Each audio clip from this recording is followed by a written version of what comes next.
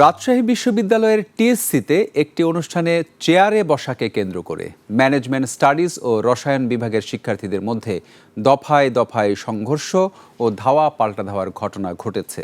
এতে রসায়ন বিভাগের অন্তত 4 শিক্ষার্থী আহত হয়েছে। বুধবার রাতে বিশ্ববিদ্যালয়ের নবাব আব্দুল লতিফ হলের পেছনে এবং 2 বিভাগের একাডেমিক ভবনে সংঘর্ষ ও ভাঙচুরের ঘটনা ঘটে। পরে শিক্ষকরা গিয়ে পরিস্থিতি নিয়ন্ত্রণে আনেন। আহতরা হলেন রসায়ন বিভাগের ফেরদৌস হাসান, সাজিদুর, নোমান ও সামিন। শিক্ষার্থীরা জানান, টিএসসিতে একটি অনুষ্ঠানে চেয়ারে বসাকে কেন্দ্র করে ম্যানেজমেন্ট স্টাডিজ ও রসায়ন বিভাগের কয়েকজন শিক্ষার্থীর মধ্যে বাকবিতণ্ডা হয়। পরে বিষয়টি মীমাংসার চেষ্টা করা হলেও বিরোধ মেটেনি।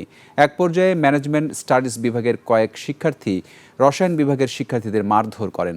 এর জেরে ম্যানেজমেন্ট স্টাডিজ বিভাগের একাডেমিক ভবন রবীন্দ্রনাথ ঠাকুর একাডেমিক ভবনে হামলা ও ভাঙচুর করে রসায়ন বিভাগের শিক্ষার্থীরা।